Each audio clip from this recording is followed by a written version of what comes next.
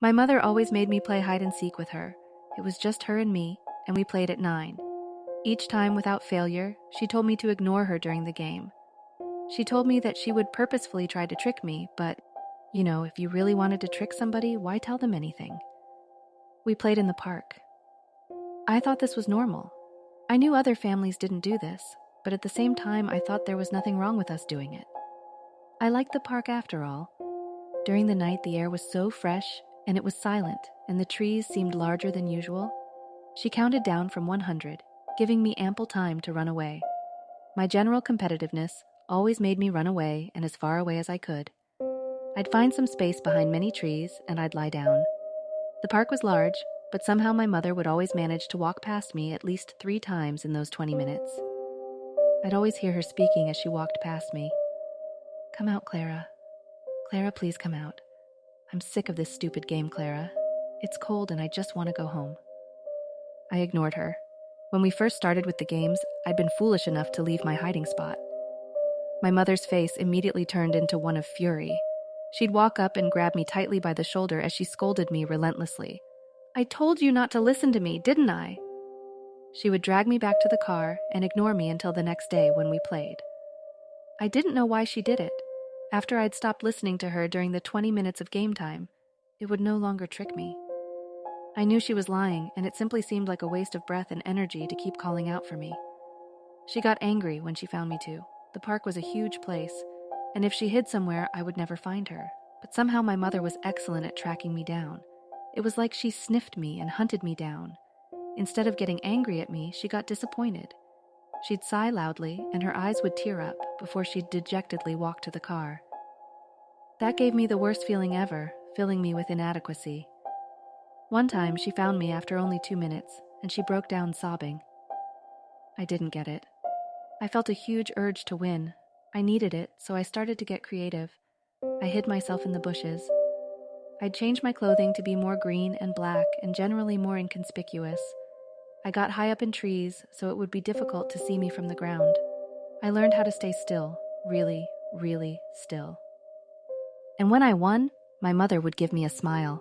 It wasn't a smile of happiness or a smile of pleasure. It was more a relieved smile, but I felt so proud when I saw it. We'd go home, and I'd have an easy time falling asleep. Then my father came.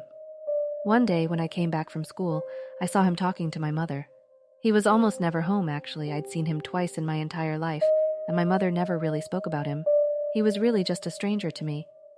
I noticed the expression on my mother's face immediately. It was pale, white, shaking, eyes wide.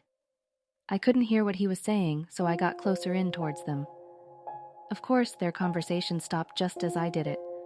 Well, my father stopped speaking. The expression on my mother stayed the same.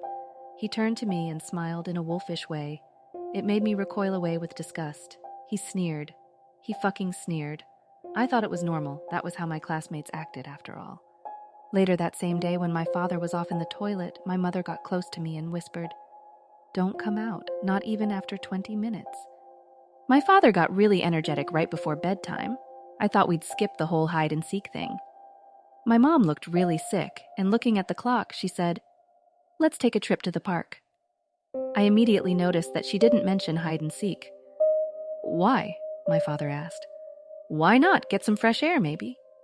"Fine," he said. "I like 'em active anyway." What the hell did he mean by that? Mom told me to change with a certain look, and I caught what she meant immediately. Put on hiding clothes. After doing it, we got into the car and we drove to the park. My mother was silent the entire way, but my father hummed. We walked together in the park for a while, my dad mumbling about work. I don't remember much of it. Honestly, it didn't sound like any job I'd ever heard. Then suddenly, my mother pointed at a tree in the distance. I noticed that it was the same tree she'd found me hiding behind the last time she'd caught me. These trees get so old, then they die. It's a shame they're stuck in place, unable to get away from the virus. She was saying, "Get away and hide. Death is the way of all living things," Dad said. "No need to fear it."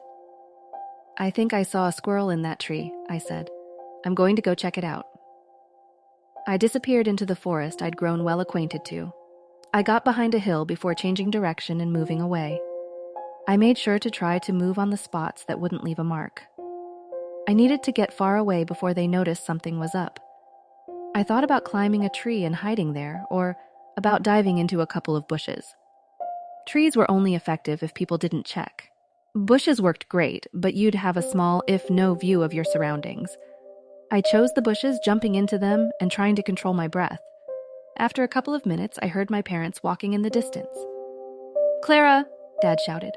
"Where are you, sweetheart? If you're hurt, please say something and we'll help." "Clara," Mother said. "Clara, can you hear me, darling?" My heart beat faster. I knew for a fact that I shouldn't leave the bushes. That was the absolute worst thing that could happen. I kept my breathing under check as they moved further and further away from me. Then they came back. "Please, Clara, your dad isn't dangerous. Please come out. Clara, please, I need to get going soon. Please come out." "Clara," Mom said, "where are you?" "Stop this silly nonsense," Dad said. Their voices eventually faded out. I stayed there in the same position for nearly a whole hour. My body started to ache, and I could feel insect crawling around on the back of my leg. I really wanted to leave this position. I heard a stick snap in the distance. It came from behind me. I hadn't heard their voices at all. Had they just stopped speaking? That terrified me, and I felt I needed to turn around and get a view, but I knew that would give me away. "Clara, stop with this silly nonsense. Come out." I was entirely silent. "Clara, please come out." Her voice was turning more and more desperate, more guttural. Fortunately, it was what seemed to be around 70 meters away from me, but she was approaching. "Clara," Mom said, "I'm getting tired. I just want to go home, eat, and sleep." I stayed silent as the voice grew louder. She was approaching me. "I know you're in the area. It's only a moment of time before I find you. I will skin you, ha. I'll start with your forearms, peeling off your skin with a dull knife just like peeling back cheese. I wager there'll be lots of blood coming out, and screaming. I won't be able to focus, but that's all right. I can always switch to your other arm." She came closer. "You won't like it, I certainly wouldn't, but I'm not as stupid and fucking disgusting as you are, Clara. No, I'm glad I'm not a creature of filth like you. The only good you can serve is by being in my belly, by fueling me." "I'll find you." The voice was only 20 meters away. "You'll regret not coming out." 10 meters. "You know, I don't eat the bones. They get stuck in my throat, but I can't leave them. I'll probably take them home with me and suck on them. They have a good taste, you know. It'll be perfect." 2 meters. She giggled.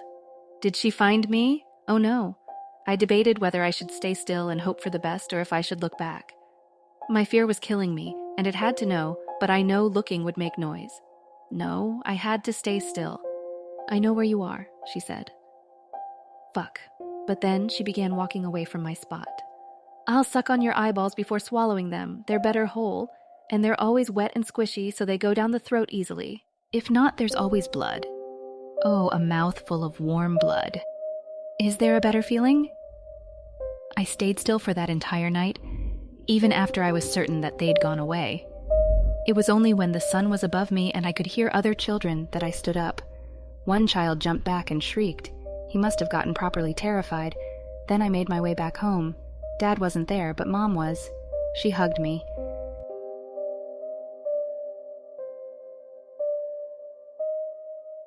This story was written by the Reddit user verified_hunter.